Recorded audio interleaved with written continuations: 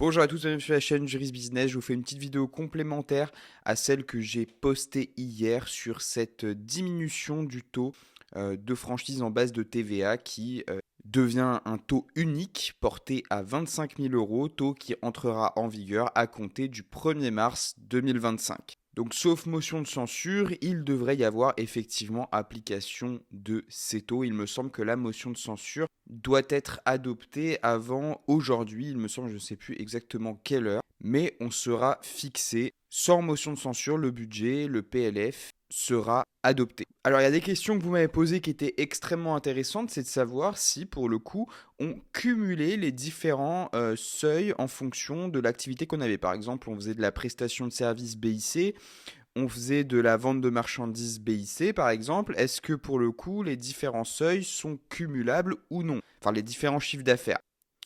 Manifestement, pour le coup, là, non. Sur l'espace auto-entrepreneur, on nous dit cette distinction entre types d'activité va disparaître avec introduction de ce seuil unique à 25 000 euros. Donc, plus de distinction entre les activités. Pour toutes les activités, 25 000 euros. Seuil majoré, 27 500. Donc, moi, c'est comme ça que je le comprends. On nous dit bien ici qu'avant, on avait ce plafond de 85 000 euros pour les activités de vente de biens avec un seuil de 37 500 pour les prestations de services. Là, du coup, seuil unique de 25 000 euros.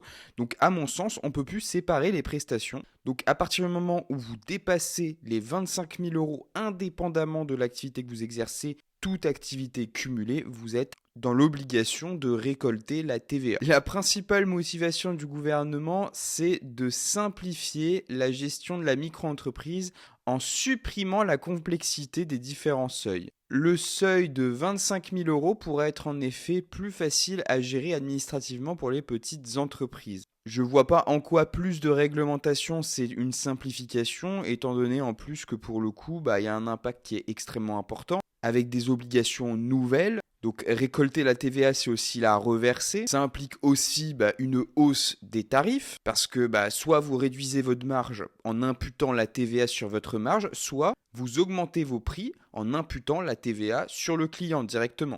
Ou plutôt au détriment du client qui va payer le prix que vous pratiquiez avant plus 20%. Donc la conséquence, elle est directe puisqu'on va devoir augmenter nos prix, donc potentiellement faire moins de ventes parce que le client il va se dire pourquoi une hausse de 20% là d'un coup.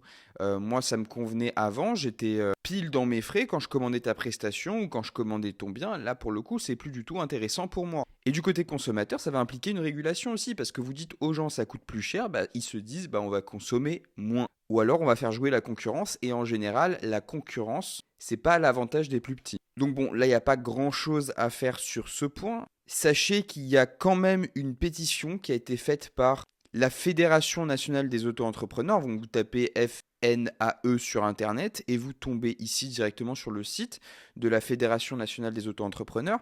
Et là, ici, vous avez combat. Donc là, on nous parle des seuils, etc. Vous avez vu qu'il y a 2 lives explicatifs, un le 5 février et l'autre le 10 février. Je vous conseille de les écouter tous les deux. Mais ici, vous voyez que vous avez une pétition. Pétition qui est déjà signée 63 488 fois. Donc vous avez simplement un formulaire, moi je l'ai déjà fait.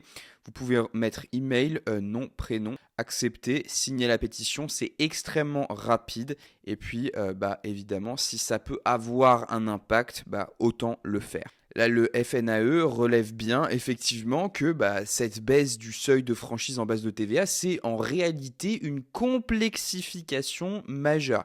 C'est pas la simplification qu'on nous dit. Parce qu'en général, pour les gens qui s'y connaissent pas trop, la TVA, ça implique expert comptable en plus, donc des frais supplémentaires qu'il va falloir budgétiser. Et déjà, par exemple, si vous êtes un micro-entrepreneur, vous faites à peu près 2090 euros par mois pendant 12 mois, vous êtes déjà au-dessus du seuil, vous devez récupérer la TVA. Donc, vous enlevez à peu près, on va dire en moyenne, 22% sur votre chiffre d'affaires, ça vous fait 1600 et quelques. Et derrière, il faut payer encore un expert comptable, en plus de la cotisation foncière des entreprises. Bref, c'est pas quelque chose qui est salutaire pour les micro-entrepreneurs. Donc la fédération identifie aussi les risques. Elle dit que la recette fiscale, elle est même pas bien identifiée. Ça veut dire qu'en gros, ils ont pas dit on va récupérer tant en instaurant telle mesure. Ça n'a pas été dit. La fédération souligne aussi et logiquement que ça va accélérer les fraudes puisque les gens ils vont se dire ok bon bah pour rester je vais rester en dessous de 25 000 euros hein, comme ça bah, je vais pas récolter la TVA donc du coup ça va accélérer toutes les pratiques qui sont déjà bien installées de fraude et in fine ça va constituer une perte pour l'État sur plusieurs points, sur le terme de l'impôt sur le revenu, sur le terme de la TVA et sur le terme des cotisations sociales. Donc à vouloir aller récupérer sur ces gens qui au final ont la possibilité très facilement de se situer en dessous de ces seuils, bah, ils vont favoriser, en fait c'est la thèse de la fédération, ils vont favoriser des comportements qui vont plutôt dans le sens des transactions en cash, etc., sans déclaration auprès des organes sociaux et du fisc. Sans compter que, comme je vous le disais tout à l'heure, bah, cette réforme, elle va créer une perte de pouvoir d'achat des Français qui vont se retrouver avec des prix qui sont largement augmentés sur la plupart des services et prestations du quotidien à la coiffure, par exemple les services à la personne, les soins, etc. Tout ça, ça va augmenter parce que c'est quasiment tout le temps des indépendants qui le font. Mais même si on raisonne même pas à l'échelle des micro-entrepreneurs ou des auto-entrepreneurs, vous prenez des gens qui étaient sous les seuils de 87 000 ou quelques pour les ventes de biens, bah pour le coup, là, ils se retrouvent à devoir récupérer la TVA. Donc ça veut dire que bah, tout va augmenter en fait. Beaucoup de choses vont augmenter. Donc voilà, ici vous avez votre petite pétition, signez-la. Peut-être que ça aura un effet. En tout cas, c'est la seule chose qu'on puisse faire encore. Pas de motion de censure pour l'instant. Donc voilà, sur ce, je vous retrouve sur les prochaines vidéos.